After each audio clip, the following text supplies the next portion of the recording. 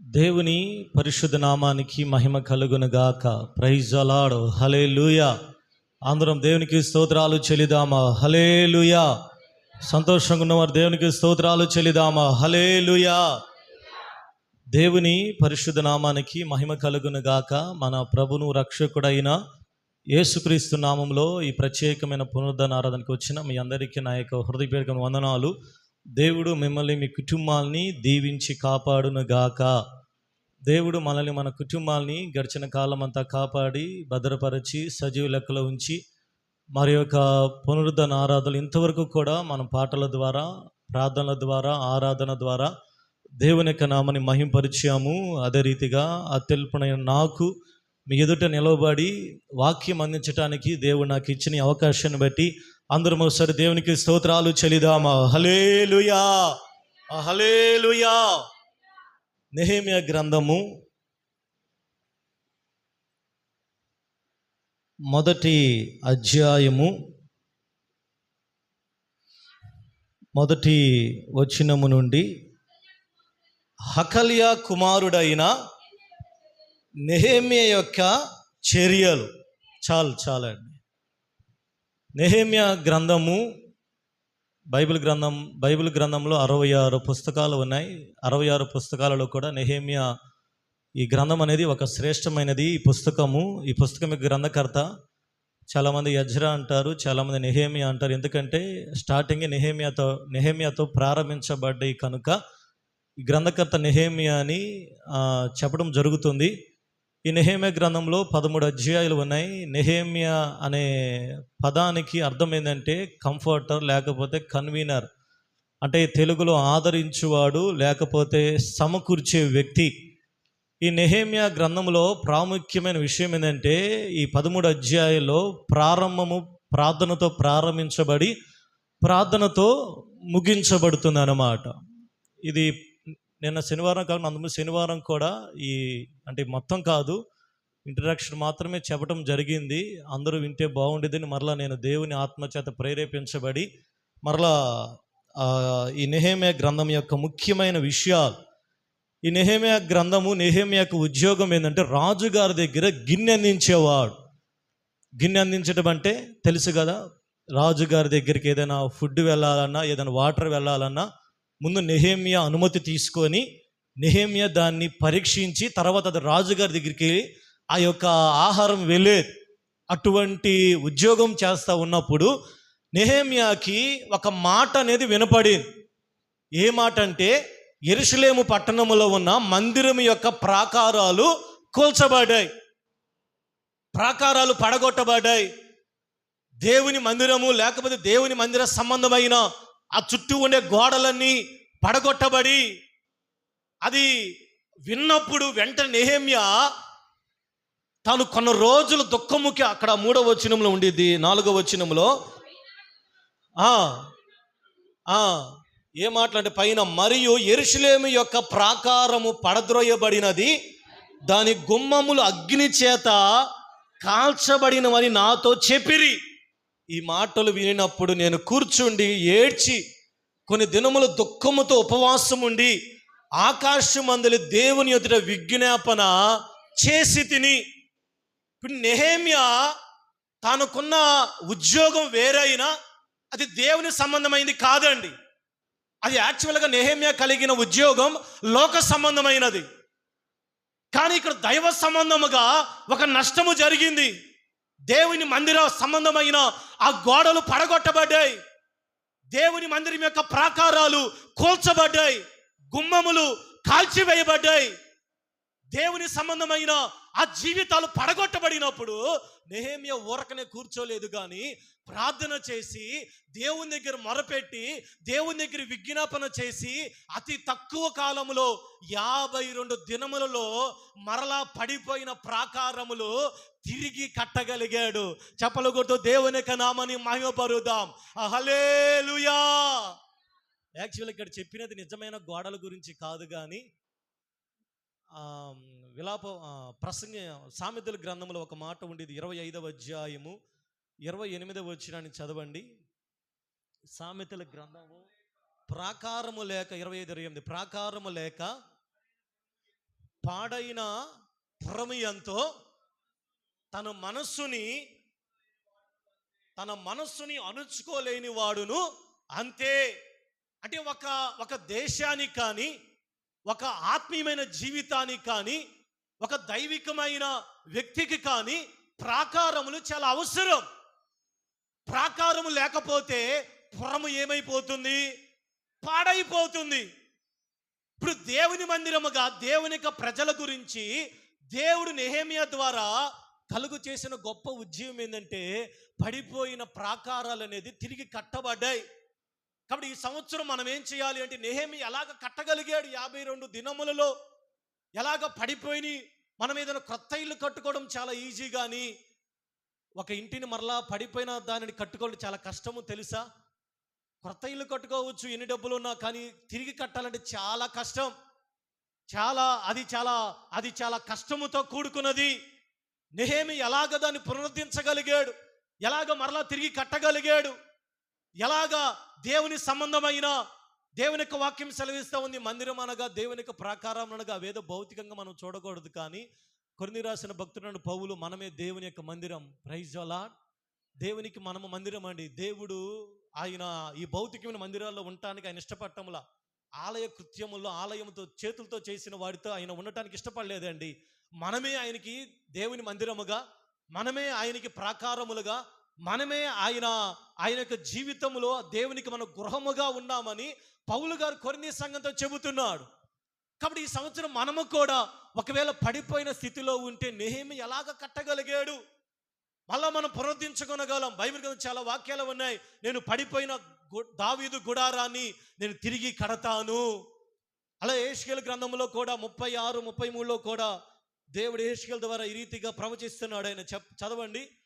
యెహెజ్కేలు గ్రంథం 36వ అధ్యాయం 33వ వచనం.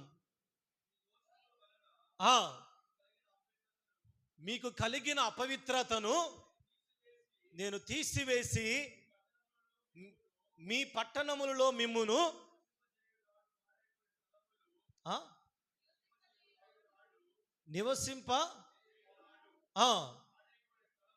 నివసింప చేయువాడు పాడైపోయిన స్థలములు మరలా కట్టబడును.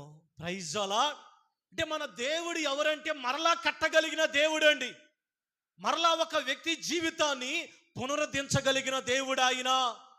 ఒక వ్యక్తి అది ఏదైనా ఆధ్యాత్మిక జీవితము ఎంత కుప్పకూలిపోయినా, నీ యొక్క జీవితంలో ఎన్ని సమస్యలు వచ్చినా, ఎన్ని నిందలు వచ్చినా, ఒకవేళ నీ జీవితం ఒకవేళ ఫెయిల్ అయిపోయిన పరిస్థితుల్లో ఉన్నా, ఇక్కడ యాక్చువల్గా క్రీస్తు పూర్వం 579వ సంవత్సరంలో నెబుకద్నెజరు రాజు వచ్చి ఆ యెరూషలేము పట్టణం మీదకి దండెత్తుకొని వచ్చి యెరూషలేములో ఉన్న దేవుని మందిరం చుట్టూ ఉన్న గోడలన్నీ కూడా పడగొట్టేసి, ఆ మందిరానికి చుట్టుపక్కల ఉన్న గోడలు కొన్ని 12 గుమ్మాలు ఉన్నాయి. ఆ 12 గుమ్మాలను కూడా పడగొట్టేసి కాల్చివేశాడు.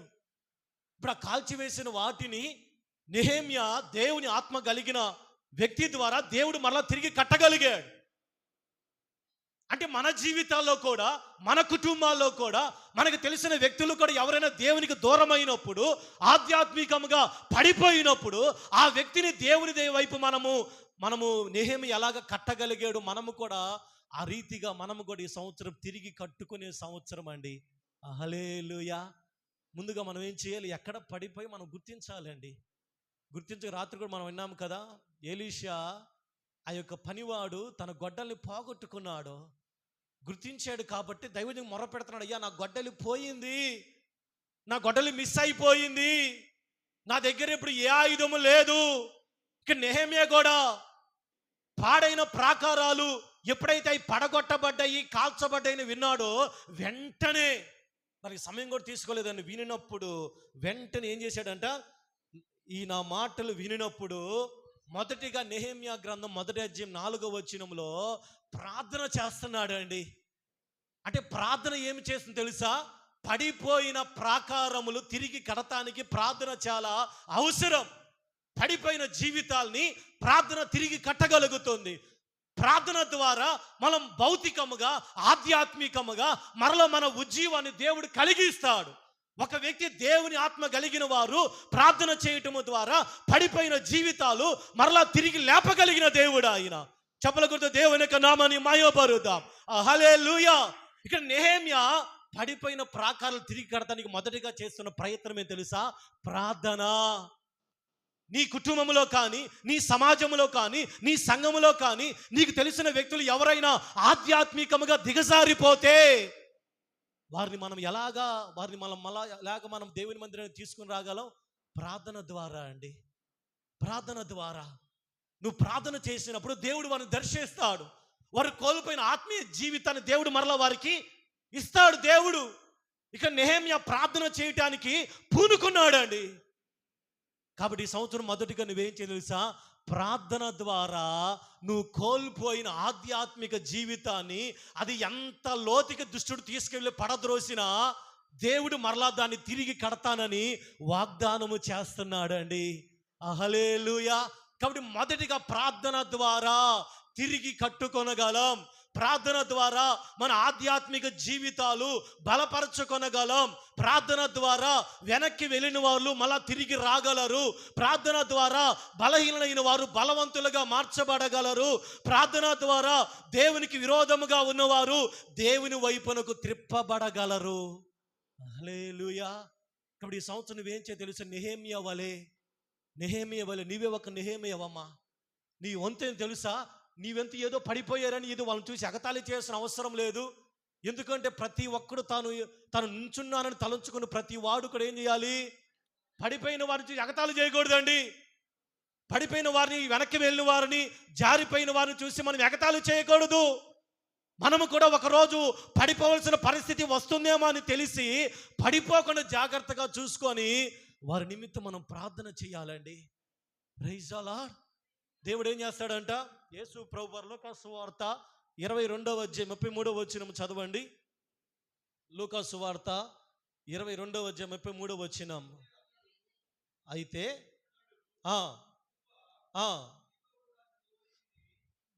22:33 ఒక నిమిషం.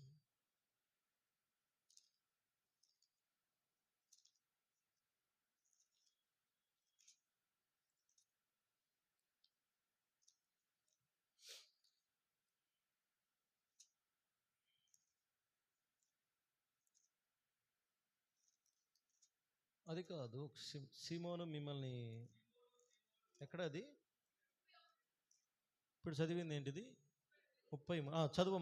సీమోను ఇదిగో సాతాను మిమ్మల్ని పట్టి గోధుమల వలె జల్లించుటకు మిమ్మల్ని కోరుకొనెను, కానీ మీ నమ్మిక తప్పిపోకుండునట్లు నేను నీ కొరకు వేడుకొంటిని. నీ మనసు తిరిగిన తరువాత నీ సహోదరులు స్థిరపరచుమని చెప్పాను. ఇక్కడ సాతాను పేతురుని కోరుకుంది పడగొట్టడానికి, గోధుమలు జల్లించడానికి, లోకంలోనికి తీసుకుని వెళ్ళటానికి. ఆల్మోస్ట్ సాతాను పేతురుని ఎంతగానో లోకంలోనికి లాక్కొని వెళ్ళడానికి సిద్ధపడ్డాడు. కానీ యేసు ప్రభువారు సాతాను ఆ పేతురుని ఆ రీతిగా పడగొట్టకుండా ఏం చేశాడంటే యేసయ్య ఇక్కడ పేతురు కొరకు వేడుకొన్నాడండి. కాబట్టి ఇప్పుడు నువ్వేం చేయాలి? మనము కూడా మన సహోదరుల నిమిత్తము, మన తోటి వారి నిమిత్తము, ఎవరైతే వెనక్కి వెళ్ళారో, ఎవరైతే దేవుని నమ్ముకొని మరల లోకంలోనికి వెళ్ళిపోయారో, నీ కుటుంబస్తులు కావచ్చు, నీ బంధువులు కావచ్చు, మీ కుటుంబంలో ఒకప్పుడు దేవుళ్ళు స్థిరముగా ఉన్న వాళ్ళు ఇప్పుడు ఎవరైతే దేవుని మందిరం రాకుండా ఉన్నారో వాళ్ళ నిమిత్తం ఎప్పుడైనా ప్రార్థన చేసావా? మనం అక్కడ ఇక్కడ చెబుతాం కానీ వాళ్ళు ఇలాగని ఎప్పుడైనా వారి నిమిత్తం ఒక్క పూట అయినా కుదితే ఉపవాసం ఉండయ్యా, వాళ్ళు లోకంలోనికి వెళ్ళారు, మరలా తిరిగి వాళ్ళని దర్శించయ్యా, వాళ్ళు ఒకప్పుడు నీ సన్నిధానం ఉన్నారయ్యా, వాళ్ళు నడిపించయ్యా, వాళ్ళు వెనక జారిపోయారయ్యా, వాళ్ళు ఒకప్పుడు మీ మందిరంలో ఉన్నారయ్యా, సభ్యులుగా ఈరోజు లోకంలో ఉన్నారయ్యా అని ఎప్పుడైనా యేసయ్యలాగా ఎవరి నిమిత్తమైనా మనం ప్రార్థన చేసామా? ఇక్కడ నెహెమ్యా నాకెందుకు అనుకోలేదండి. నెహెమ్యా ఖాళీగా ఉన్నాళ్ళే పాస్టర్ అందుకనే చేశాడు అనుకోవద్దమ్మా. రాజుగారి దగ్గర ఎప్పుడు ఆకలి అయితే తెలియదమ్మా, ఎప్పుడు దాహమే తెలియదు. ముందు నెహెమ్యా గారి దగ్గరికి వెళ్ళి తర్వాత వెళ్ళాలి. అంటే నెహెమ్యాకి ఎంత బిజీ షెడ్యూల్ కూడా పక్కన పెట్టేసి ప్రార్థన చేసి రాజుగారి దగ్గరికి వెళ్ళి పర్మిషన్ తీసుకొని యెరూషలేము ప్రార్థనతో యెరూషలేముకి బయలుదేరి వెళ్ళాడండి. హల్లెలూయా. కాబట్టి ఈ సంవత్సరం నువ్వేం చేయాలి? మొదటిగా నిన్ను నువ్వు కట్టుకొని తర్వాత ఏం చేయాలంట? ఇతరులు ఎవరైతే పడిపోయారో మన సంఘస్థులైనా ఎవరైనా వాళ్ళ నిమిత్తం మనం ఏం చేయాలి? ప్రార్థన చేయాలి. ప్రార్థన ప్రతి పరిస్థితిని కూడా చక్కగా నిలబెడుతుందండి. ప్రార్థన పడిపోయిన జీవితాలు తిరిగి లేపగలదు. ప్రార్థన ఆత్మీయమైన జీవితాల్ని తిరిగి కట్టగలదు. ప్రార్థన ఆత్మీయమైన జీవితాల్ని తిరిగి పునరుద్ధరించగలదు. కాబట్టి నెహెమ్యా వలె నువ్వు ఈ సంవత్సరం ప్రార్థన చేయడానికి సిద్ధముగా ఉన్నావా? దేశము నిమిత్తము, రాష్ట్రము నిమిత్తము, దేశములో. అందుకనే యెహెజ్కేలు గ్రంథములు అంటున్నాడు కదా, నేను దేశము మీదకి. ఈరోజు భారతదేశం అంతా రిపబ్లిక్ డే జరుపుకుంటున్నారు కదా. నిజమైన రిపబ్లిక్ డే అంటే ఏంటిది తెలియదు చాలా మందికి. ఆగస్టు 15 అంటే రిపబ్లిక్ డే అంటే రెండో స్వాతంత్రమా? పూర్తిగా ఓకే. అసలు విషయం చెప్పండి, రిపబ్లిక్ డే అంటే ఏంటిది? జెండా ఎగరేయటమా? ఆగస్టు 15 స్వాతంత్ర దినోత్సవం అంటే గాంధీజీ గారు కష్టపడిన దానికి బ్రిటిష్ వాళ్ళు మన దేశాన్ని విడిచిపెట్టి వెళ్ళిపోయిన రోజు ఆగస్టు 15. అయితే రిపబ్లిక్ డే అంటే ఏంటిదంటే పూర్తిగా స్వాతంత్రం వచ్చిన రోజే. కానీ భారతదేశానికి అప్పటిదాకా రాజ్యాంగం లేదండి. అప్పుడు దాకా బ్రిటిష్ వారు రాజ్యాంగాన్ని పాటించారు. కానీ రిపబ్లిక్ డే జనవరి 26వ తారీఖున భారతదేశము సొంతగా రాజ్యాంగాన్ని తయారు చేసుకొని, అంటే మనకు అర్థమయ్యే భాషలో ఇశ్రాయేలు ప్రజలు ఐగుప్తు దేశం నుంచి వచ్చారు మోషే నాయకత్వంలో అర్ధరాత్రి పూట. అప్పుడు వాళ్ళకి స్వాతంత్రం వచ్చింది. తర్వాత కొన్ని రోజుల తర్వాత సీనాయి కొండ దగ్గర దేవుడు వారికి ధర్మశాస్త్రం ఇచ్చాడు. గుర్తుకొచ్చిందా? ఆ ధర్మశాస్త్రం ఇచ్చిన రోజే ఇశ్రాయేలు ప్రజలకి రిపబ్లిక్ డే. సేమ్ అదే రీతిగా జనవరి 26వ తారీఖున భారతదేశము సొంతగా 1950వ సంవత్సరంలో జనవరి 26వ తారీఖున స్వతంత్రంగా రాజ్యాంగాన్ని నిర్మించుకొని ఆ యొక్క కట్టడలన్నీ కూడా అనుసరించాలని తీర్మానం చేయటము జరిగింది. హల్లెలూయా. ఇప్పుడు మనము కూడా మన జీవితాల్లో రక్షణ పొందటం, స్వతంత్రం రావటం వేరు. దేవుని దగ్గరికి వచ్చి దేవుని యొక్క ధర్మశాస్త్రం ప్రకారం నడుచుకోవటం వేరండి. ధర్మశాస్త్రం లేకుండా నువ్వు ఎంత రక్షణ పొందినా అదంతా వ్యర్థమేనండి. ఇశ్రాయేలు ప్రజలు ఐగుప్తు దేశం నుంచి నడిపించబడినా వాళ్ళకి నిజమైన స్వాతంత్రం రాలా. నిజమైన స్వాతంత్రం ఎప్పుడు వచ్చింది తెలుసా? అందుకని గలతీ రాసిన పత్రిక 5వ అధ్యాయంలో మీరు మరలా దాస్యం అనే కాడి కింద చిక్కుకొనకుడి, ఈ స్వాతంత్రం అనుగ్రహించి క్రీస్తు మనల్ని స్వతంత్రులుగా చేశాడు. కాబట్టి మన జీవితంలో నిజమైన రిపబ్లిక్ డే ఎప్పుడో తెలుసా? రక్షణ పొందినప్పుడు కాదండి, దేవుని యొక్క ధర్మశాస్త్రం ప్రకారం నడుచుకున్నప్పుడు అండి. ఇప్పుడు దేవుని యొక్క ధర్మశాస్త్రం ప్రకారం నడుచుకుంటున్నామా? దేవుని యొక్క ధర్మశాస్త్రం అంటే ఏమిటి? ఆయన ప్రతిదీ చెప్పాడు. నిన్ను వలే పాత గ్రంథం అంటే కొట్టివేయబడలేదండి. ఆజ్ఞలన్నీ మనం పాటించాల్సిన అవన్నీ కూడా 10 ఆజ్ఞలన్నీ కూడా కుదించి 2 ఆజ్ఞలుగా మార్చాడు యేసయ్య. ఏంటిది అది? నిన్ను వలే నీ పొరుగువాన్ని ప్రేమించాలి. రెండవదిగా నీ దేవుడిని యెహోవాని పూర్ణ హృదయముతో పూర్ణ బలముతో నీ దేవుని యెహోవాని ఆరాధించలేకపోతే ప్రేమించాలి. ఈ 2 ఆజ్ఞల్లోనే ఆ 10 ఆజ్ఞలు ఇంక్లూడ్ అయి ఉన్నాయండి. నిర్గమాకాండంలో చెప్పిన మోషే ద్వారా దేవుడు చెప్పిన 10 ఆజ్ఞలు కూడా ఈ 2 ఆజ్ఞల్లో ఉన్నాయి. కాబట్టి నువ్వు ఎప్పుడైతే ఈ 2 ఆజ్ఞలను బట్టి పాటిస్తావో అప్పుడే నీ జీవితంలో నిజమైన రిపబ్లిక్ డే. హల్లెలూయా. కాబట్టి ఇప్పుడు మన దేశానికి విడుదల కావాలి, తిరిగి కట్టబడాలి. తీసారా మాట? యెహెజ్కేలు గ్రంథంలో నేను దేశమును పాడు చేయకుండునట్లు 22వ అధ్యాయము 30వ వచనము చదవండి. నేను దేశమును పాడు చేయకుండునట్లు ఏం తిట్టపరచడానికండి? బద్దలైన సందులలో నిలుచుటకు తగినవాడు ఎవడని నేను ఎంత విచారించినాను ఒక్కడైనను కనపడలేదండి. దేవుడు వెతుకుతున్నాడంట. ఎవరి కోసం చెప్పండి అమ్మా? ఎవరి కోసం వెతుకుతున్నాడు తెలుసా? ఎవరు బద్దలైన సందులలో నిలబడతారో. పాటలు పాటకు నమ్మటం అందరూ వస్తామండి, ప్రార్థన చేయడం నమ్మటం ఎంతమంది వస్తారు? ఈరోజు చాలా తక్కువ అండి. Praise the Lord. పాటలు పాడటం అంటే పాటలు పాడవద్దని కదా అర్థం. ఇక్కడ దేవుడు ఎవరి కోసం వెతుకుతున్నాడో నేను చెబుతున్నా.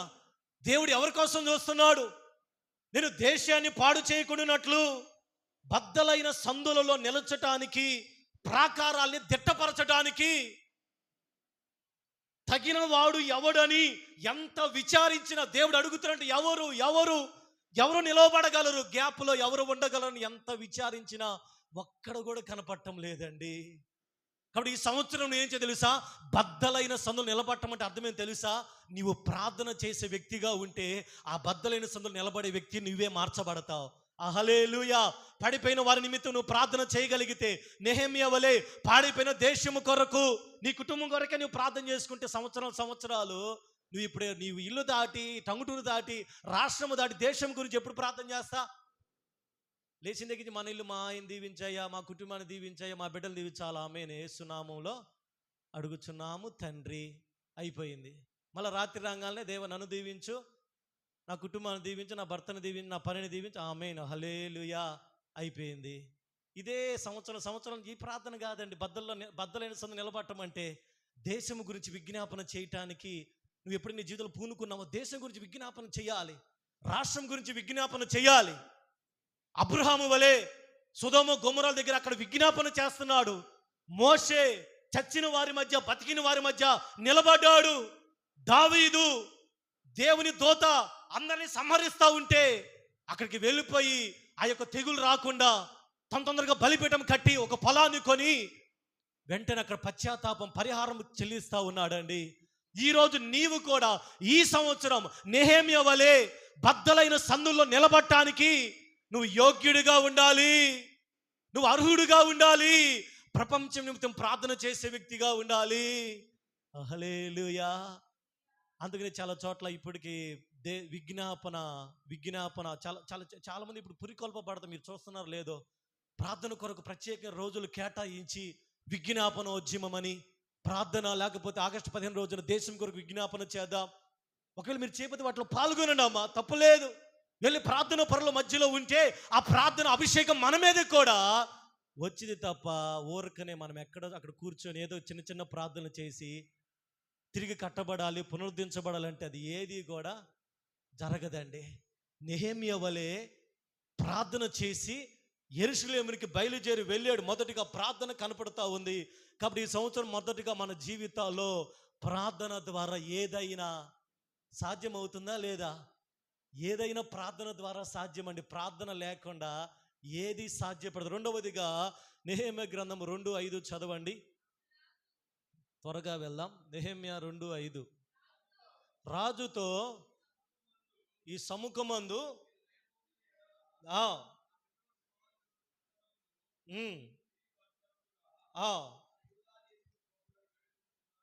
నన్ను యోధా దేశమునకు పంపుడని వేడుకొనుచున్నానని నేను మనవి చేసి తిని, అందుకు రాజు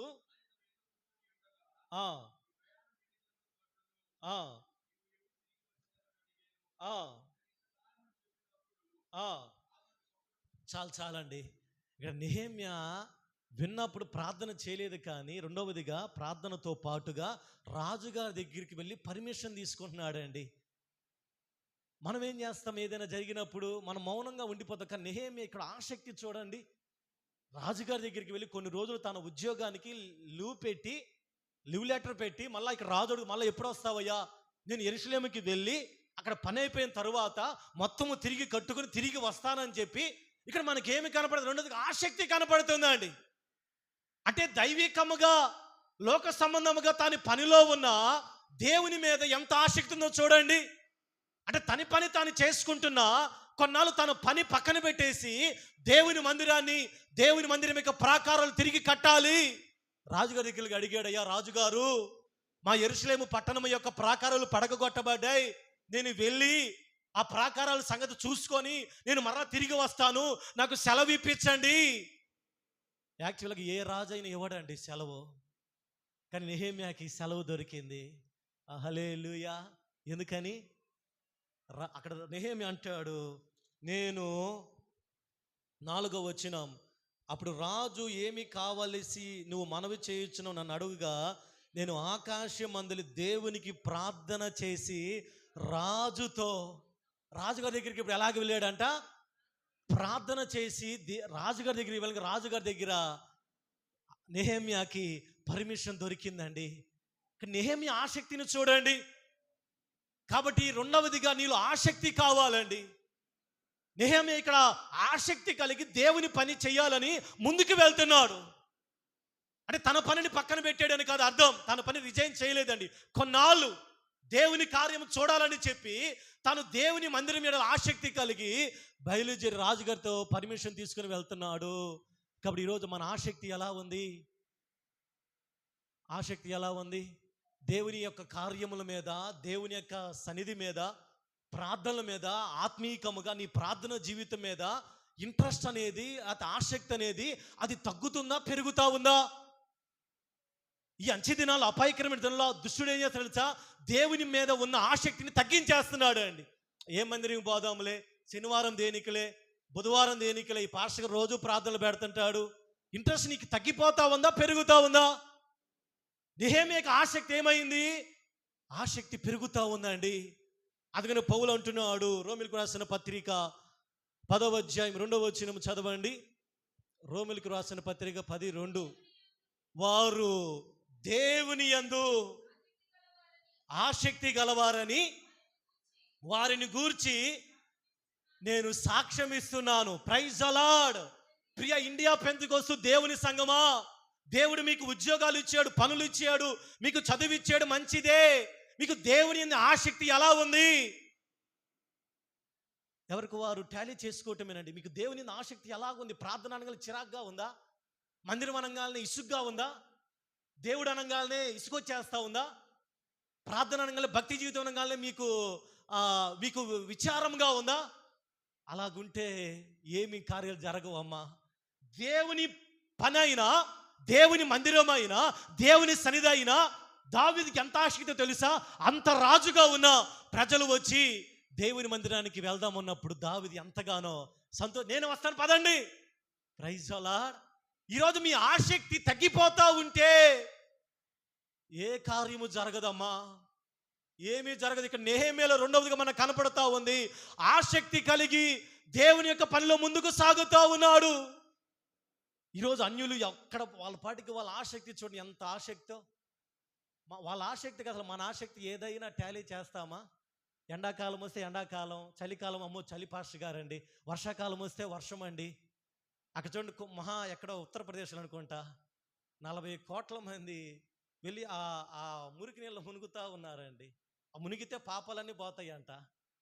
ఎంతో ప్రయాసపడి ఆసక్తి తెలిగి ట్రైన్లు ఎక్కి అక్కడెక్కి ఇక్కడెక్కి భయంకరమైన, అది యూట్యూబ్లో వస్తాయి, ఆ నీళ్లు భయంకరంగా ఉంటాయి. మంచినీళ్ళు కూడా కాదు, ప్రజలందరూ వెళ్ళి అక్కడ మునంగానే 3 సార్లు పాపాలన్నీ పోతాయి అంట. విదేశాల నుంచి వస్తున్నారంట, 14 లక్షల మంది వచ్చారంట. చూడండి ఎంత ఆ అజ్ఞానమైన వాటి కోసం ఆసక్తి కలిగి ప్రజలు ఎంతగానో తాపత్రయపడుతున్నారండి. ఇటుపక్క ఏమన్నా దేవుని చూడాలని చెప్పి నడుచుకుంటా వెళ్ళే వాళ్ళు మెట్లెక్కి 15 ఎన్నో వందల మెట్లెక్కి దర్శనం కోసం వెళ్తున్నారు. వాళ్ళకున్న ఆసక్తి మన దగ్గర 1% అయినా ఉందా? వింటున్నారా? మన దగ్గర ఆసక్తి ఎంతైనా ఉందో. మనం ఏమి చేయగలం? ఎక్కడ దేవుడు నడవమని చెప్పాడా? మునగమని చెప్పాడా? బైబిల్ ఎక్కడా లేదండి. మునగమని చెప్పాడా? మునగమని చెప్పింది ఒకే ఒక చోట, నయమాన్ని. ఎందుకు మునగమన్నాడు? Praise the lord. పాపాలు పోవటానికి కాదండి, అది వేరే విషయం. అది మళ్ళా పుష్కరాలు అనుకున్నారు. బైబిల్లో కూడా పుష్కరాలు ఉన్నాయి అనుకున్నారు. ఒక నేను చెప్పారు 7 సార్లు మునగమన్నాడు కదా పాస్టర్ గారండి, మేము కూడా ఇలాంటి విచిత్రమైన భక్తులు ఉన్నారండి. బైబిల్లో కూడా మునగమన్నాడు కదా, అందుకని మేము కూడా మునగటానికి వెళ్తున్నాం అనుకోవాకండి. కాబట్టి మీ ఆసక్తి, అందుకనే రోమిలకు రాసిన పత్రిక అదే 12:11 కూడా పౌలు గారు అంటున్నారు, చదవండి. ఆసక్తి విషయంలో మీరు మాంద్యులు కావద్దు, ఆత్మయందు తీవ్రత గలవారై ప్రభువును సేవించండి అమ్మా. ఆసక్తి విషయంలో ఎక్కడ కూడా మాంద్యులు కావద్దు, సోమరిపోతులు అవ్వదండి. గడిచిన సంవత్సరం దేవుని దయ వల్ల చాలాసార్లు మనం ప్రార్థనలో పాల్గొన్నాం. ఈసారి ఇంకా ఎక్కువగా సాధ్యమైతే దేవుని చిత్తమైతే 4 సార్లు 4 నెలలకు ఒకసారి 7 రోజులు ఉపవాస ప్రార్థన పెట్టాలని అనుకుంటున్నాను. హల్లెలూయా. పోయిన సంవత్సరం అయిపోయింది కదా? కాదండి, పోయిన సంవత్సరం 2 సార్లు పెడితే ఈ సంవత్సరం 4 సార్లు పోయిన సంవత్సరం కొంచెమే చేస్తే ఈ సంవత్సరం ఇంకా ఎక్కువగా ఉండాలే. కానీ పోయిన సంవత్సరం పెట్టాం కాబట్టి ఇంక ఈ సంవత్సరం అవసరం లేదనుకుంటే అది మాంద్యమైపోయిద్దండి. ఈసారి ఇంకా ఎక్కువగా ప్రార్థన దేవుళ్ళు ముందుకు సాగితే ఆ శక్తిని బట్టి అనేకులు ప్రేరేపించబడతారండి. హల్లెలూయా. కాబట్టి ప్రియ దేవుని సంఘం, రెండవదిగా నెహెమ్యా ఒక ఉద్యోగస్తుడైనప్పటికీ దేవుని మందిరం యొక్క పని మీద ఎంత ఆసక్తి కలిగి యెరూషలేముకి ప్రయాణమై బయలుదేరి వెళ్ళాడో, ఈ రోజు మీ దగ్గర ఆసక్తి ఉందా? దైవజనుడు పేతురుని చెరసాల్లో ఉంచినప్పుడు సంఘము నిద్రపోలేదండి. పోతే పోయేళ్ళే మా దైవజనుడు, ఇంకో దైవజనుడు వస్తాడు అనుకోవాలా. పేతురు చెరసాల్లో ఉన్నప్పుడు సంఘం ఏం చేసిందంట? అతని కొరకు అత్యాశక్తితో. ఈరోజు నువ్వు ఎలాగున్నా, నీ సంఘం కొరకు ఎలాగో ఉన్నా, సంఘం పోతే పోయింది అని అనుకున్నావా? ఆ రోజు ఆది సంఘం అలా లేదండి, నిద్రపోలేదండి. దైవజనుడు చెరసాల్లో ఉంటే సంఘమంతా ఒక ఇంటిలో గ్యాదర్ అయ్యి బలముగా ప్రార్థన చేస్తే, వారి ప్రార్థన చేసిన శక్తి కూడా వాళ్ళకి తెలియకుండా దేవుడు తన దూతను పంపి పేతురు యొక్క సంఖ్యలను తెచ్చి దైవజనుడు తెచ్చి వాళ్ళ ముందు నిలబెట్టాడండి. హల్లెలూయా. అసలు వాళ్ళకే అర్థం కాలేదండి. పేతురు వచ్చి తలుపు తడతా ఉంటే దేవదూత వచ్చాడు అనుకున్నారు మొదటిసారి. రెండవదిగా ఏమన్నారు అక్కడ చదవండి. వాళ్ళు ప్రార్థన చేసి దేవుడు అంత అద్భుతమైన కార్యాన్ని తెచ్చి వాళ్ళ దగ్గర నిలబెట్టి 12వ అధ్యాయము అతడు 13వ వచనం, తలుపు తట్టుచుండగా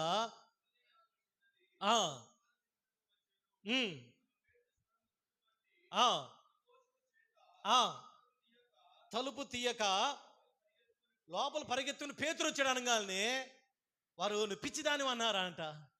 అలా అంటే ప్రార్థన చేశారు కానీ వాళ్ళ ప్రార్థనలో ఉన్న శక్తి వాళ్ళకి తెలియలేదండి. అత్యాశక్తితో ప్రార్థన చేశారు కానీ దేవుడు అంత అద్భుతముగా పేతురు యొక్క దూతను పంపించి ఆ సంఖ్యలు తెచ్చి తమ ముందు నిలబెడితే ఆ చిన్నపిల్లలు పేతురు వచ్చాడని చెప్పగానే పిచ్చిదానా అన్నారంట. రెండవదిగా మళ్ళీ ఏమన్నారు? ఇంకాను తట్టుచున్నందున దూత. రెండవదిగా వచ్చింది పేతురు కాదు, దేవుని దూత వచ్చాడు అన్నారంట. మూడవదిగా ఇంకా పేతురు తలుపు తీయండిరా బాబు తలుపులు తడతా ఉంటే అప్పుడు చూసి విభ్రాంతి నొందారండి. హల్లెలూయా. ఏలియా కూడా మనం చాలాసార్లు వింటాం, ఏలియా ప్రార్థన చేసినప్పుడు అగ్ని దిగి వచ్చింది, ఏలియా ప్రార్థన చేసినప్పుడు ఆకాశం నుంచి వర్షము కురిసింది అని అంటాం కదా. యాకోబు అంటాడు, ఏలియా మనలాంటి వ్యక్తేనండి. యాకోబు ఏలియా గురించి చెబుతా మనం చాలాసార్లు అనుకుంటాము ఏలియా ప్రార్థన గొప్పోడు, ఏలియా ఏదైనా సూపర్ న్యాచురల్ పవర్ ఉందేమో అని అనుకుంటాం. కానీ యాకోబు అలా చెప్పలేదండి. ఏలియా మనలాంటి వ్యక్తేనండి. మనలాగా ఎలాగ చర్మము, ఎలాగ చేతులు. ఏలియాకి 6 ఏళ్ళు లేవు అండి. ఏలియాకి మనకి ఎన్ని ఏళ్ళు ఉన్నాయి? మాట్లాడండమ్మా. 5 ఏళ్ళు. ఏలియాకి ఎన్ని ఏళ్ళు ఉన్నాయి? మనకెన్ని తలలు ఉన్నాయి? ఏలియాకి ఎన్ని తల? ఒక తల ఏలియా కూడా. యాకోబు అంటున్నాడు ఏలియా మనలాంటి స్వభావం కలిగిన నరుడే. కానీ ఏలియా ప్రార్థన చేసినప్పుడు ఆకాశం నుంచి వర్షం కురియడానికి కారణం ఏం తెలుసా? ఆసక్తి కలిగి ప్రార్థన చేశాడండి. అంటే ఏందో తెలుసా? వర్షం పడేదాకా, అద్భుతము జరిగేదాకా, రోగము తగ్గేదాకా, ఆ సమస్య నుంచి బయటకు వచ్చేదాకా. ఈరోజు మన ఆసక్తి ఏందో తెలుసా? చేస్తే చేసాడు, లేకపోతే లేదండి. అట్లా కాదండి. ఈ సంవత్సరమైనా ఆత్మ విషయంలో మనం మాంద్యులు కాక నెహెమ్యా వలె ఆసక్తి కలిగి దైవిక సంబంధముగా మన ఆసక్తి కలిగాలంటే ఆత్మలో తీవ్రత కలిగి ఉండాలి, ఆత్మలో పురికొల్పబడాలి, ఆత్మలో మనం ఉజ్జీవింపబడి దేవుని సంబంధమైన కార్యములు యందు ఆత్మలో తీవ్రత కలిగి ఉందుముగాక. మూడవదిగా నెహెమ్యా గ్రంథం 2వ అధ్యాయం 17వ వచనం చదవండి. అయితే వారితో నేను ఇట్లాంటిని మనకు కలిగిన శ్రమ యెరూషలేము ఎట్లు పాడైపోయినో దాని గుమ్మములు అగ్ని చేత ఎట్లు మీరు చూచి ఉన్నారు. మనము ఇక మీదట యెరూషలేము యొక్క ప్రాకారమును మరల కట్టుదము రండి. నెహెమ్యా ప్రజల దగ్గరికి ఒక సందేశాన్ని ఇస్తున్నాడండి. మొదటిగా నెహెమ్యాలో కనపడుతున్న 2 లక్షణాలు, ప్రార్థన, తర్వాత ఆసక్తి కనపడుతుంది. ఇప్పుడు ప్రజల దగ్గరికి వెళ్ళాడండి. ప్రజల దగ్గరికి వెళ్ళాలంటే మామూలు విషయం కాదు. ప్రజలందరూ అప్పటికి తలకిందులై ఉన్నారు. ఒక పక్క మందిరం పడగొట్టబడింది, ప్రాకారాలు పడగొట్టబడి ప్రజలందరూ నెబుకద్నెజరు తీసుకుని వెళ్ళిపోయాడు. వాళ్ళు భయంకరమైన డిప్రెషన్లో, మానసిక ఒత్తిడిలో, ఇబ్బందిలో ఉన్నారు. ఇప్పుడు వాళ్ళ దగ్గరికి డైరెక్ట్గా వెళ్ళి చెబితే వాళ్ళు వింటారా? ఆల్రెడీ వాళ్ళు దేవుడు మాకెందుకు ఇన్ని కష్టాలు కలుగ చేశాడు, దేవుడు మాకు అన్యాయం చేశాడు, దేవుడు మమ్మల్ని శత్రు దేశాలకు తీసుకుని వెళ్ళాడని చెప్పి వాళ్ళు అక్కడ దిగులుతో ఉన్నారు. అటువంటి వ్యక్తుల దగ్గరికి వెళ్ళి మాట్లాడటం అంటే మామూలు విషయం కాదండి. ఎవరైనా ఇబ్బందుల్లో ఉన్నప్పుడు మనకు కూడా కొన్నిసార్లు ఏం చెప్పాలో కూడా మనకు అర్థం కాదండి. కానీ ఇక్కడ నెహెమ్యా చూడండి ఏం చేస్తున్నాడు, ప్రజల్ని పురికొల్పుతున్నాడు. మరోసారి చదువు మా మాట. అయితే వారితో నేను ఇట్లాంటిని, మనకు కలిగిన శ్రమ తెలిసే ఉన్నది, యెరూషలేము ఎట్లు పాడైపోయినో మీరు చూచి ఉన్నారు. మనకిక మీదట నింద రాకుండా యెరూషలేము యొక్క ప్రాకారములు మరలా కట్టుదము రండి అండి. అంటే నెహెమ్యా వాళ్ళతో పాటు పూర్తిగా భాగస్థుడు అయిపోయి, మనము రండి, మన మందిరము, మన ప్రాకారాలు పడగొట్టబడ్డాయి, గుమ్మములు కాల్చబడ్డాయి, ఇక మన మీదకి ఇక వచ్చిన ఆ నింద చాలు, వచ్చిన శ్రమ చాలు, ఇక మీదట మన మీదకి నింద రాకుండా ఉండాలంటే మరలా కడతానికి రండి, బయలుదేరి అని చెప్పి నెహెమ్యా ప్రజలను పురికొల్పుతున్నాడు. హల్లెలూయా, హల్లెలూయా. ప్రజల్లో మళ్ళా చైతన్యాన్ని పుట్టిస్తున్నాడండి. ప్రజల్లో మళ్ళా ఆ కోల్పోయిన మానసిక ఆ దృఢత్వాన్ని కలిగిస్తున్నాడు. రండి, మరలా కడతానికి రండి, ప్రజల్ని చైతన్యవంతం చేస్తున్నాడు, ప్రజలు పురికొల్పుతా ఉన్నాడు. దేనికో తెలుసా? దేవుని మందిరానికి, దేవుని సన్నిధికి వాళ్ళు మరలా తిరిగి లెగవాలని, తిరిగి మరలా దేవుని పని చేయాలని, దేవుని వైపుకి రావాలని. లెగవండి, పైకి లేండి, రండి, మరలా కడుగుము రండి అని ఒక అద్భుతమైన మెసేజ్ ఇచ్చాడండి. ఈరోజు నువ్వు ఏం చేయాలి? నువ్వు పురికొల్పబడాలి. రెండవదిగా ఇతరుల్ని పురికొల్పాలండి. దేని కొరకు? మంచిదాని కొరక, చెడుదాని కొరక? బైబిల్ గ్రంథంలో చెడు వాటి కొరకు పురికొల్పిన వాళ్ళు ఉన్నారండి. మోషే మీదకి, దైవజనుడు మోషే మీదకి పురికొల్పిన ఉన్నారు కోరాహు కుమారులు. రండి, అహరోనేనా, మేము కూడా రండి, అందరం కలిసి వెళ్దాం. దావీదు మీదకి పురికొల్పారు. రాలుది అసలే దావీదు ఇబ్బందుల్లో ఉంటే, దావీదు మీదకి తన భార్యలు, బిడ్డలందరూ కూడా చెరలోనికి వెళ్ళిపోతే వాళ్ళ ప్రాణం విసుకొచ్చేసి అందరినీ కూడా దావీదును చంపడానికి రాళ్ళెత్తుకొని వెళ్ళారండి. యేసయ్య మీద కూడా పరిసయ్యులు, శాస్త్రులు, వీళ్ళందరూ కూడా యూదుల్ని పురికొల్పి యేసయ్య మీదకి పంపించారు. అలాగే పౌలు మీదకి కూడా, అపోస్తలుల కార్యాలు మీరు చదివారు కదా, మీకేమర్థమైందో, పౌలు మీదకి ఎన్నో సార్లు అండి, ఎన్నో కుట్రలు జరిగి ప్రజలందరినీ కూడా అబద్ధాలు చెప్పి దైవజనుడి మీద పురికొల్పారు. ఇక నెహెమ్యా అలాగ పురికొల్పట్లేదండి, మరలా కడతానికి రండి అని ప్రజల్లో ఒక ఉజ్జీవాన్ని, ఒక చైతన్యాన్ని కలిగిస్తా ఉన్నాడు. ఈరోజు నీవు మొదటిగా నువ్వు ఎలాగో పురికొల్పబడుతున్నావు, రెండవదిగా నువ్వు ఇతరులను ఎలాగో పురికొల్పుతున్నావు. నెహెమ్యా దేని కొరకు పురికొల్పుతున్నాడు తెలుసా? దేవుని మందిరము యొక్క ప్రాకారాలు మరల కట్టుదము రండి. Praise the Lord. అందుకని పోయిన వారం మనం విన్నాము కదా, మనం మంచి చేస్తే అదే మంచిలో మనకి పాలు ఉంటుందండి. గుర్తుందమ్మా? అసలు గుర్తుంటున్నాయా? నాతో పాటే అవి వచ్చేస్తున్నాయి బయటకు ఆంతునే. ఒక తప్పు చేసినప్పుడు ఈ లోకపరంగా ఒక క్రైమ్, పోలీస్ వ్యవస్థ ఎలాగ ఎవరెవరు దీన్ని అనుకున్నారో ఆ చిట్టం మొత్తం లాగుతారండి, ఒక టైం పట్టినా. అలాగే దైవీకముగా బైబిల్ గ్రంథంలో కూడా దేవుని దగ్గర కొన్ని లాస్ ఉన్నాయి, కొన్ని ధర్మశాస్త్రాలు ఉన్నాయి. ఏదైనా ఒక మంచి జరిగినప్పుడు దేవుడు ఆ హిస్టరీలో ఎవరైనా ఉన్నారా చూస్తాడండి. అలా చూసిన సందర్భాలు ఎక్కడైనా ఉన్నాయా? మాకేం తెలుసు? ఫస్ట్ మీరే చెప్పండి, మీరే అరుతున్నారుగా, మీరే అరవండి అన్నట్టుగా ఉంది మీరు చూడటం. యోనాతాను సౌలు దావీదు మీద ఎన్నో కుట్రలు చేస్తే సౌలు నుంచి తప్పించడానికి సౌలు కొడుకే యోనాతాను దావీదుతో చేయగలిపాడండి. ఒకరోజు ఆ చేయగలిపిన విషయం సౌలుకి తెలిసి యోనాతాన్ని భయంకరంగా తిడతాడండి. ఏదో సంథింగ్ ఆ మాట, ఆడగొట్టుదాని కొడుకా.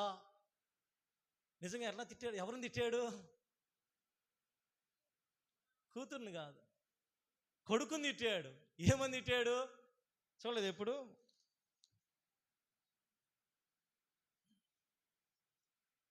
మొదటి సమూయేలు గ్రంథము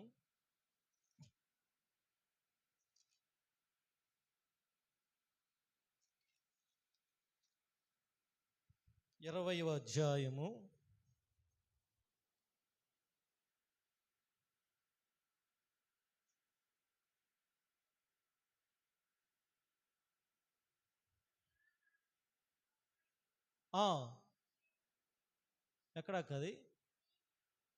20వ అధ్యాయము చదవక.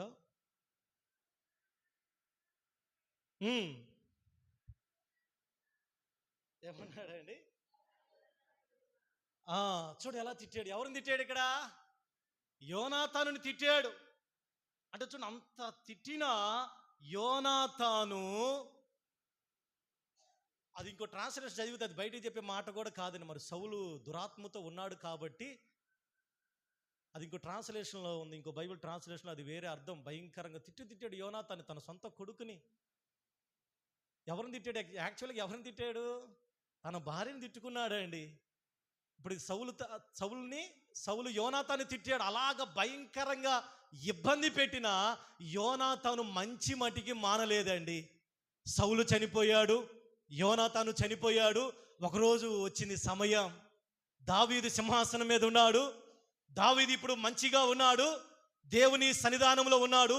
ఒకరోజు దావీదుని దేవుడు ప్రేరేపిస్తున్నాడు. యోనాతానును బట్టి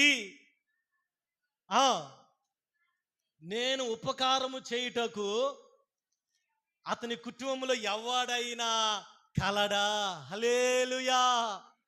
పాపం మెఫీబోషెతు యుద్ధంలో దాది భుజానేసుకుని పరిగెత్తుకుంటూ వెళ్తా ఉంటే కింద పడి 2 కాళ్ళు ఇరిగిపోయినాయి అండి.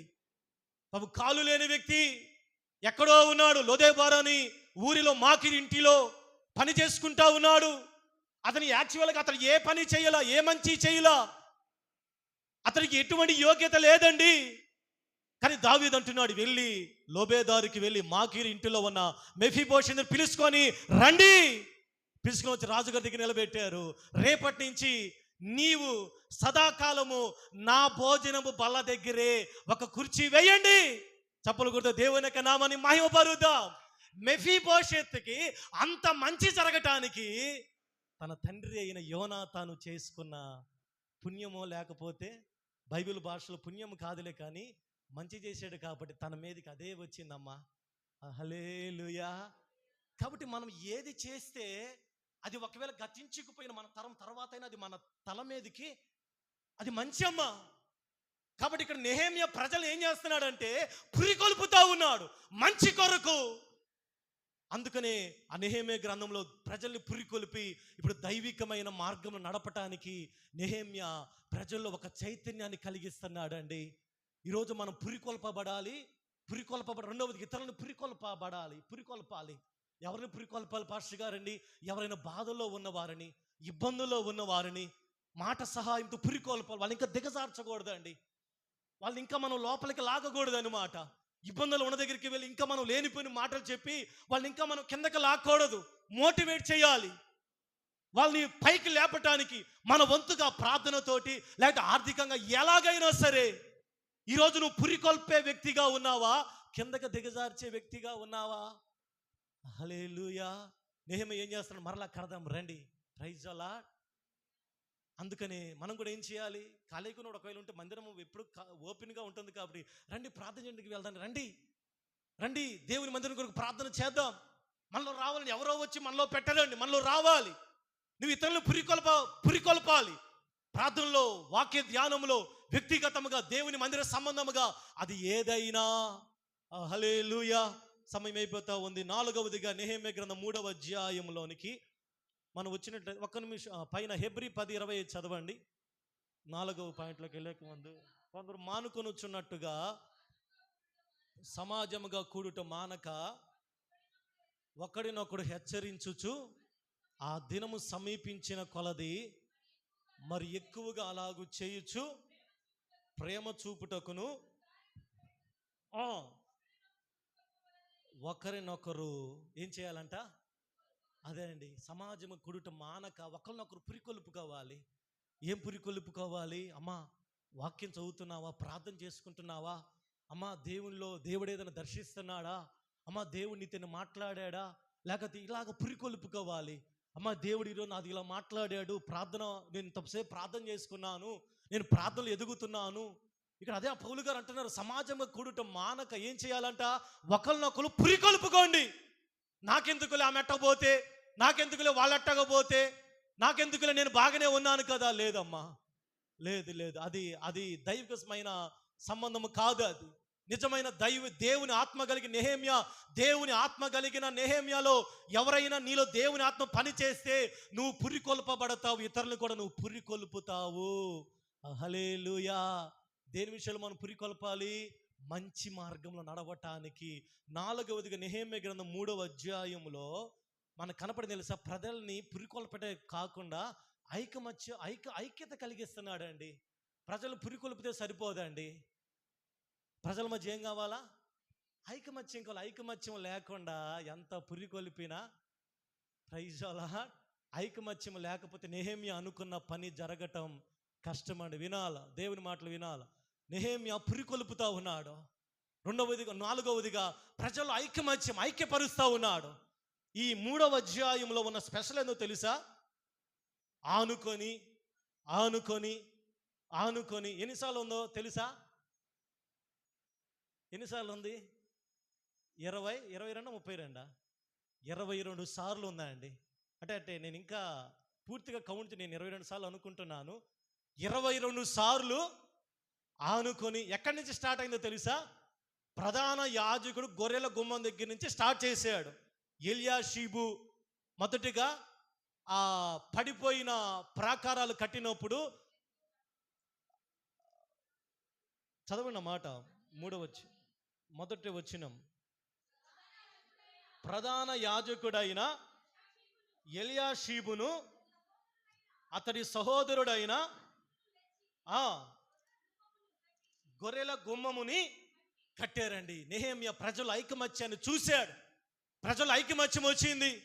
ఒక సంఘమైన, ఒక వ్యక్తి జీవితమైన కట్టబడాలంటే ఐకమత్యం చాలా అవసరం. 133 కీర్తన 1వ వచనం, అందుకునే సహోదరుల ఐక్యత కలిగి నివసించుట ఎంత మేలు, ఎంత మనోహరము. ఈ అంచెదినంలో దుష్టుడు చేస్తున్న ప్రధానమైన పని అండి. గుర్తుంచుకోండి, ఐకమత్యం లేకుండా చేస్తున్నాడు. ఐకమత్యమే మహాబలం అని అన్యుల సామెత కూడా ఉంది. ఐకమత్యం లేకుండా మీరు ఒక్క ఇంచు కూడా మీరు ఏ పని చేయలేరండి. ఒక సంఘము దీవించబడాలన్నా, ఒక కుటుంబం ఆశీర్వదించబడాలన్నా, నీ యొక్క ఆధ్యాత్మిక జీవితము ఎలాగ ఉండాలన్నా సంఘముల ఐకమత్యము కావాలి. నీ వ్యక్తిగత జీవితంలో ఐకమత్యము కావాలి. సంఘములో ఉన్న సహోదరుల మధ్య ఐకమత్యము కావాలి. ఇక్కడ నెహెమ్యా చూడండి, 3వ అధ్యాయము, ప్రధాన యాజకుడు ఎల్యాషీబు మొదటిగా గొర్రెల గుమ్మాన్ని కట్టాడు. అక్కడి నుంచి స్టార్ట్ అయ్యిందండి.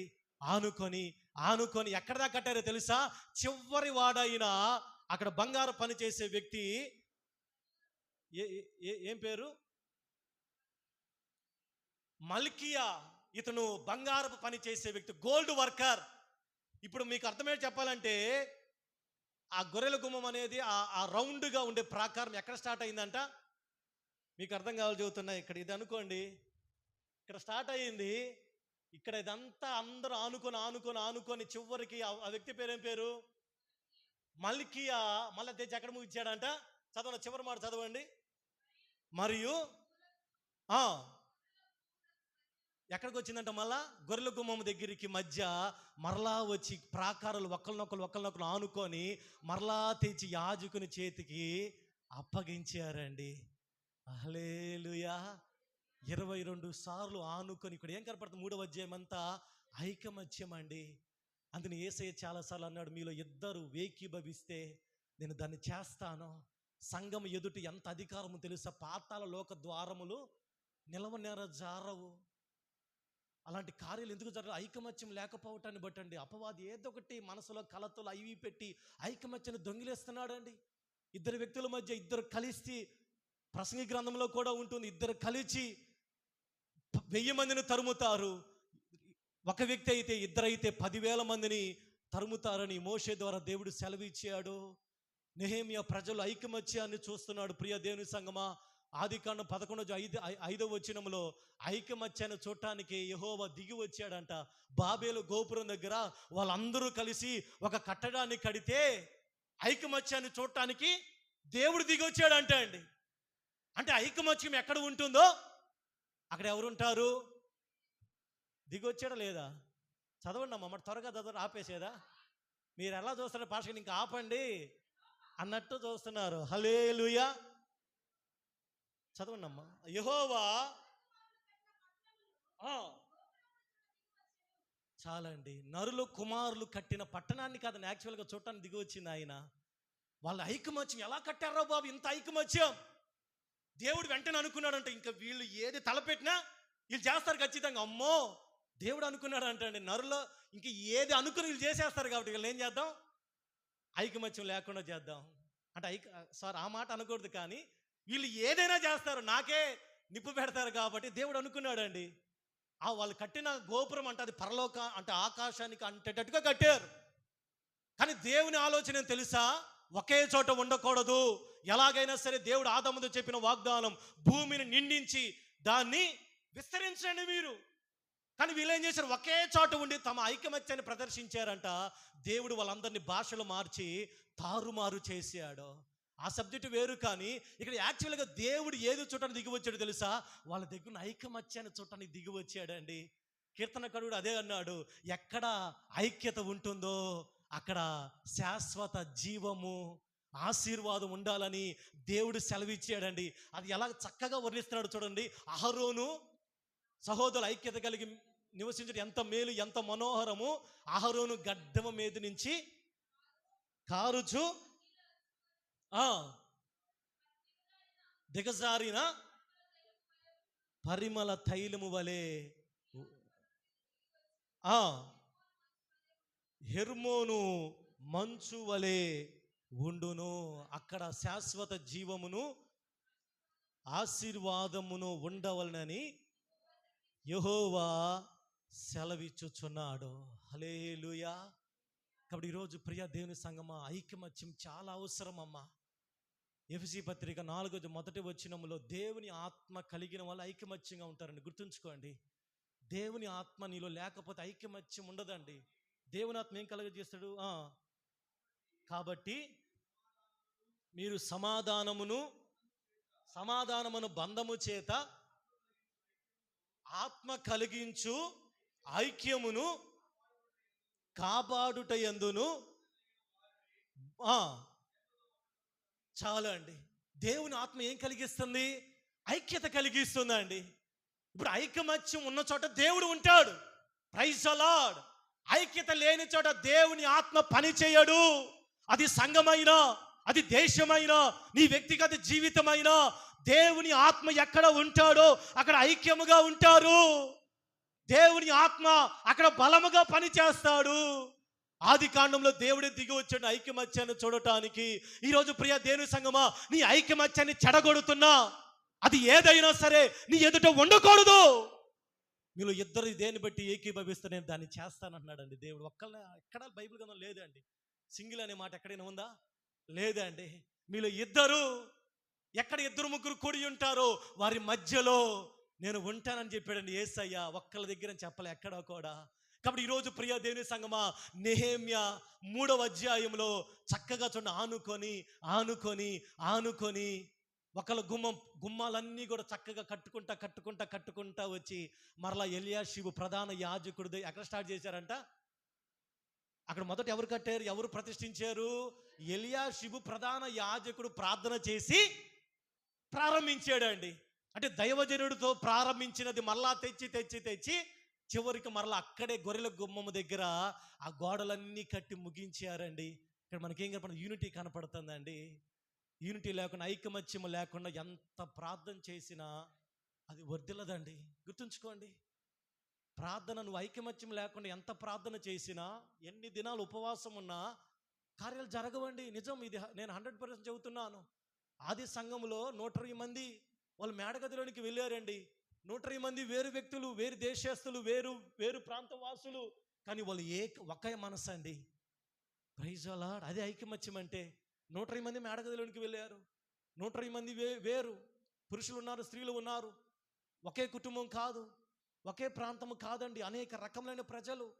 అందరూ వెళ్ళారు, చిన్నవాళ్ళు ఉన్నారు, పెద్దవాళ్ళు ఉన్నారు, యవనస్తులు అందరూ ఉన్నారండి. కానీ అక్కడ కనపడే ఒక మాట, అందరూ ఏక మనసుతో ప్రార్థన చేస్తూ ఉన్నారంట. పరిశుద్ధాత్మ దేవుడు బలంగా దిగి వచ్చాడండి. హల్లెలూయా. ఒక 1000 మంది వచ్చి 1000 మంది 1000 రకాల మనసులు కలిగి ఉంటే దేవుడు దిగిరాడమ్మా. దేవుడు దిగిరాడండి 100%. ముందు దేవుడు మన జీవితంలో రావాలి, మన కుటుంబానికి రావాలంటే ఎక్కడ ఐకమత్యం ఉంటుందో అక్కడ దేవుని యొక్క ఆత్మ బలముగా పని చేస్తాడు. ఐకమత్యం లేని చోట దేవుడు పని చేయడు. ఐక్యం లేకపోతే దేవుని ఆత్మ నీలో పని చేయడు. ఐకమత్యం లేకపోతే నీ వ్యక్తిగత జీవితంలో దేవుడు ఏ కార్యము చేయడు. ఇక్కడ నెహెమ్యా ప్రజల జీవితాల్లో మనకి ఐకమత్యం కనపడుతూ ఉంది. కాబట్టి ఈ సంవత్సరం ప్రియ దేవుని సంగమా, దేవుడిచ్చే ఐకమత్యాన్ని నువ్వు కోల్పోతున్నావేమో. దుష్టుడు ఐకమత్యాన్ని దొంగిలించాడేమో. సహవాసంలో లేకుండా ఇండిపెండెంట్గా ఉండాలని, వ్యక్తిగతముగా ఉండాలని దేవుని సహవాసములో నీకు కలిగిన ఆత్మీయమైన సహవాసములో నిన్ను లాగుతున్నాడేమో. అది చాలా దేవుని సన్నిధికి దూరం అవటం. అది నువ్వు జ్ఞానానుసారముగా గుర్తించి ఆనుకోవటం అంటే ఒకరికొకరు కనెక్షన్ అండి. ఒకరికొకరు నువ్వు దేవుని మందికి వచ్చిన సంబంధం లేకుండా, దైవజనుల సంబంధం లేకుండా, నీ తోటి వారితో సంబంధం సరిగా నీ తోటి వారికి కూడా నువ్వు ప్రైజ్లాట్ చెప్పలేని స్థితిలో ఉన్నామంటే ఇది నిజమైన ఆత్మీయమైన బంధం అంటారా? చెప్పండి అమ్మా, మాట్లాడరా? మౌన వ్రతమా? ఇది ఐకమత్యం లేకపోవటం అంటే ఇదే. నీ తోటి వ్యక్తిని కూడా నువ్వు పలకరించే స్థితిలో ఉన్నామంటే నిజమైన ఐకమత్యం అంటారా? నటిస్తున్నట్లుగానే ఉందో తప్ప నిజమైన ఐకమత్యం అని తెలుసా? ప్రైజ్ నెహెమ్యా గ్రంథంలో 3వ అధ్యాయం చదవండి. చదివి ఒకరికొకరు ఆనుకొని ఎవరు 31 వెరీ గుడ్ 32 సార్లు అంటే నేను అంతకుముందు చదివాను కానీ నాకు అది గుర్తులేదు. 32 నేను 22 అనుకున్నాను. 32 సార్లు అండి.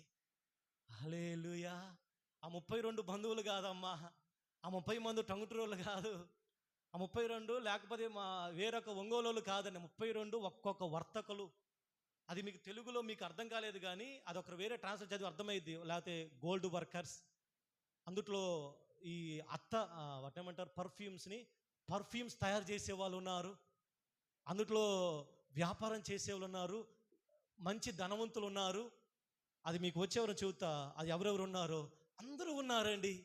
అందరూ కూడా కలిసి సమిష్టిగా వచ్చి దేవుని మందిర పనిలో వాళ్ళు పాల్గొని వాళ్ళ పనిగా ముగించుకున్నారు. కాబట్టి ఈ సంవత్సరం ప్రియ దేవుని సంగమా, ప్రార్థనలు ఎన్నైనా పెట్టండి అమ్మ. ప్రార్థనలు ఎప్పుడైనా దేవుడు మనం పెట్టుకోవచ్చు. కానీ ఐకమత్యం లేకుండా ఎన్ని ప్రార్థనలు పెట్టినా దేవుని ఆత్మ పని చేయడండి. బైబిల్ గ్రంథంలో అద్భుతాలు జరగటానికి, ఎరుకో కోటలు కోల్చడానికి ఐకమత్యం. వాళ్ళందరూ కూడా అద్భుతాలు చేసి 6వ దినమున 7వ దినమున పెద్దగా వాళ్ళు మొరపెట్టారు. ఆ కోట గోడలన్నీ కూడా కోల్చబడ్డాయి అండి. కాబట్టి ఈరోజు మనం చాలాసార్లు విన్నాము, ఐక్యంగా ఉన్నప్పుడు 4 ఆవులు ఉన్నాయి, ఒక సింహం ఉందంట. 4 ఆవులు కలిసిమెలిసి ఉన్నాయి. ఈ 4 ఆవులు కలిసిమెలిసి ఉన్నంత కాలం సింహము 4 ఆవులు ఏమీ చేయలేకపోయిందండి. సింహము చాలా కన్నింగు. గర్జన సింహం బైబిల్లో ఒకటి ఉంది కదా, ఏం సింహం అండి? గర్జన సింహం. ఎలాగా మింగాలని చెప్పి 4 ఆవులకి గొడవ పెట్టేసిందంట. ఇప్పుడు 4 ఆవులు 4 దిక్కులకి వెళ్ళి మేస్తా ఉన్నాయి. తెలియలే పాపం ఆవులకి ఎందుకు ఆ సింహం గొడవ పెట్టిందో, 4 దిక్కులు మోయటానికి అని తెలియలే ఆవులకి. కానీ సింహం యొక్క పని చాలా ఈజీ అయిపోయింది. 4 ఆవుల్ని తినిపడేసిందండి. మీరు ఇంటికి వెళ్ళి చేయండి, ఒక చీపిరి పొలు తీసుకోండి, కొన్ని ఎక్స్పెరిమెంట్ చేయండి, దాన్ని ఇరవండి, ఇరిగిద్దా? 2 తీసుకోండి చీపిరి పొలలో. ఫస్ట్ చీపిరి కట్ట ఎవరు కొనుక్కొచ్చేస్తారండి? నేను ఇస్తానమ్మా కావాల్సి ఉంటే. 2 పుల్లలు తీసి ఇరవండి, 3 పుల్లలు తీసి ఇరవండి, ఇరుగుతాయా? చీపిరి కట్టంతా ఇరవండి, ఇరిగిద్దా? ఎందుకని? అదే యూనిటీలో ఉన్న శక్తి అండి. Praise the Lord. దేవుడు ఇదే ఐకమత్యాన్ని సంఘంలో కోరుకుంటున్నాడు అండి. నువ్వు ఐకమత్యంగా ఉంటే ఎవడు ఏమీ చేయలేడు తెలుసు. ఏ దుష్టుడైనా మన దేశంలో క్రైస్తవులకు విరోధంగా క్రైస్తవుల మధ్య ఐకమత్యం లేదండి. హిందువులందరూ ఐక్యమవుతున్నారు తెలుసా? మన కూడా చెప్పాను, మన విజయవాడలో ఒక నెల క్రితం భయంకరమైన కొన్ని లక్షల మంది వెళ్ళారు. అంటే వాళ్ళ యొక్క దాని ఏమంటారంటే వాళ్ళ మతాన్ని నిరూపించుకోవడానికండి. వాళ్ళు ఛాలెంజ్గా చెబుతున్నారు, ఆంధ్రప్రదేశ్లో లేకపోతే తెలంగాణలో మత మార్పిడి జరగకుండా మేము చూస్తాం. ఎవ్వరు కూడా వేరే మతంలోనికి వెళ్ళటానికి లేదు. చాలా చాప కింద నీరులాగా భయంకర ఉగ్రవాదంలాగా ప్రవహిస్తుంది తెలుసా. ఎక్కడైనా బహిరంగ మత మార్పిడి జరగటానికి చాలా కుట్రలు జరుగుతాయి. డబ్బులు ఇచ్చి పంపిస్తున్నారు. అంటే చాలా చోట్ల ఎలాంటి కుట్రలు జరుగుతున్నాయి అంటే, ఒక సంఘానికి వెళ్తున్నారు, ఆ సంఘానికి వెళ్ళి పాస్టర్ గారి దగ్గర బాప్తీసం తీసుకోమని ఇవ్వండి అని అడుగుతున్నారు. ఆ ఇచ్చే టయానికి ఆ ఫోటోలు తీసి మమ్మల్ని ఈ పాస్టర్ గారు బలవంతాన్ని మత మార్పిడి చేశారు, ఆయన మీద కేసు వేయించారు. మన ఉత్తరప్రదేశ్లో జరిగింది. 5 సంవత్సరాలు జైలు శిక్ష వేశారండి. పాస్టర్ని తీసుకెళ్ళి జైల్లో వేసారు, బలవంతంగా మత మార్పిడి చేశారు. అలాంటి భూమి మీద ఇప్పుడు రాబోతున్నాయి, అలా జరగబోతుంది. ఇప్పుడు చర్చికి ఎవరైనా వస్తారు, రక్షణ పొందుతారు, ఆటోమేటిక్గా దైవజనులు ఏం చేస్తారు, బాప్తీసం ఇస్తారు. ఆ వ్యక్తులు ఏం చేస్తారంటే ఇప్పుడు నమ్మటానికి పరిస్థితి కాదు, ఏం చేస్తున్నారంటే పోలీస్ స్టేషన్ కంప్లైంట్ చేస్తున్నారు, మమ్మల్ని బలవంతంగా మత మార్పిడి చేశారు. ఆల్రెడీ ఆ జీవో తేటానికి ప్లాన్ జరిగినాయి, కానీ దేవుడు జరగనివ్వాల. చాలా తక్కువ సీట్లు వచ్చినాయి కాబట్టి పైన అది జరగల. వాళ్ళ ప్లాన్ ఏంటంటే అన్ని సీట్లు వాళ్ళకి వస్తే ముందు భారతదేశంలో పెట్టబోయే బిల్లు ఏంటంటే ఏ వ్యక్తి కూడా వేరొక మతానికి చేంజ్ అవ్వకూడదు, పుట్టుకతో వచ్చిన మతముతోనే ఉండాలి. ఇవన్నీ ఎదుర్కోవాలంటే ఎలాగ పాస్టర్ గారండి? ఐకమత్యం. నెహెమ్యా ఆ యొక్క అధ్యాయం ఆనుకొని. కాబట్టి ఒకవేళ ఇప్పటికీ మనం సహవాసం నుంచి బయటికి వెళ్ళిపోయేమేమో, ఐకమత్యంలో నుంచి ఐక్యంగా ఉన్నప్పుడు ఎంత సంతోషం, ఎంత బలముగా ఉంటాం. నీకు ఐకమత్యం లేకపోతే దిగులుగా, విచారముగా ఎటువంటి ఆనందం అనేది ఉండదండి. పరిశుద్ధాత్మ యందలి ఆనందం, ఐకమత్యం. వేర్ దేర్ ఈజ్ యూనిటీ, అక్కడ పవరు, శక్తి ఉంటుందా అండి. ద్రాక్ష గుత్తి అది ఉన్నప్పుడు ఎంత విలువ ఉంటుందో, అది ఒకవేళ ఆ గుత్తిలో లేనప్పుడు అదే విలువ ఉంటుందా? ఉండదండి. ఐకమత్యం అంత బలం. సమయం అయిపోయింది, ఇంకా 3 పాయింట్లు ఉండి నేను వచ్చేవారం చెబుతాను. సమయం అయిపోయింది కాబట్టి నెహెమ్యా మొత్తం 7 విషయాలు ఉన్నాయి. ఈ 4 విషయాల్లో నెహెమ్యా ప్రజల జీవితాల్లో ప్రార్థన ద్వారా, రెండవదిగా ఆసక్తి కలిగి, మూడవదిగా ప్రజలు పురికొల్పుతూ ఉన్నాడు, నాలుగవదిగా ప్రజలు ఐకమత్యము ద్వారా అక్కడ గోడలు కట్టబడ్డాయండి. హల్లెలూయా. కాబట్టి మనం ఈ సంవత్సరం అండి, నీ ప్రార్థన జీవితం ఎలాగ ఉంది? నీలో ఆసక్తి అది తగ్గుతూ ఉందా, పెరుగుతూ ఉందా? నీలో ఆసక్తి మరలా నువ్వేం చేయాలి? నువ్వు ఆసక్తిలో మరలా బయటికి రావాలి, నువ్వు ఆసక్తి ఎదగాలి. గడిచిన సంవత్సరం చేసిన ప్రార్థనే కాదండి, ఈ సంవత్సరం నీ ఆసక్తిలో నువ్వు మరలా తిరిగి పురికొల్పబడాలి. మూడవదిగా నువ్వు దేవుని మందిరం కొరకు పురికొల్పబడి అనేకులు పురికొల్పే వ్యక్తిగా ఉండాలి. రండి, దేవుని మందిరానికి రండి, ప్రార్థన చేద్దాము, రండి. దేవుని మందిర పనిలో పురికొల్పబడాలి, పురికొల్పాలి మంచి వాటి కొరకు. నాలుగవదిగా నెహెమ్యా ప్రజల్ని ఐక్యపరిచాడు. అదే ఐకమత్యాన్ని ప్రజల్లో చూశాడండి. దేవుడు ఎంత సంతోషిస్తాడో తెలుసా? ఒక పని జరిగినప్పుడు అందరూ ఐకమత్యముగా ఉండి ప్రార్థించినప్పుడు, ఒక ఐకమత్యముగా ఉండి ఒక పని చేసినప్పుడు దేవుడు ఎంత ఆనందిస్తాడో తెలుసా? హల్లెలూయా. ఐకమత్యము లేకుండా మనము ఏదో ఒక విషయాలు పెట్టి ఏ పని చేసినా దేవుడు సంతోషించడమ్మా. కాబట్టి ఈ 4 విషయాలు మన జీవితాలు కూడా అన్వయించుకొని ఈ సంవత్సరం ప్రార్థనతో ఆసక్తి కలిగి, పురికొల్పబడి, ఐకమత్యము కలిగి మనం జీవించుదుముగాక. అందరూ తలవంచి ప్రార్థన చేసుకుందాం. నెహెమ్యా పడిపోయిన ప్రాకారాలు తిరిగి కట్టడానికి తను దేవుని ఆత్మతో బయలుదేరి ప్రార్థనతోటి ఆసక్తితో ఉన్నాడండి. పురికొల్పబడ్డాడు, ప్రజల్ని పురికొల్పాడండి, ప్రజల్ని ప్రేరేపించాడు, ప్రజల్ని రేపుతా ఉన్నాడు ఆత్మలో తీవ్రత కలిగి. మనం ఈ సంవత్సరము మనము రేపబడాలండి. ఎంతోమంది చెడ్డవాటి కొరకు రేపబడుతూ ఉన్నారండి, చెడ్డవాటి కొరకు పురికొల్పబడతా